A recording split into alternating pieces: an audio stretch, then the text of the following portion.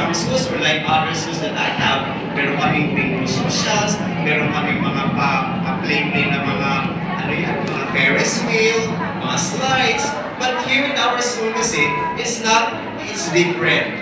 Kaya nga, we try to focus on bringing ourselves closer with one another, not only in games.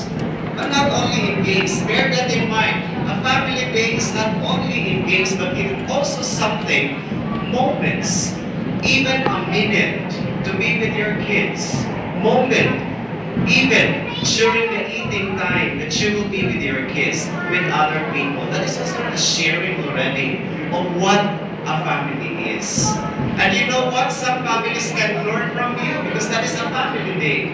May mga pamilya na nakaka-realize, buti ba yan? Close ang anak, bakit ako hindi? O pare, anong ginagawa mo, bakit close ang anak? Isn't that a very good moment of learning from each other? Ganun yun ang family day.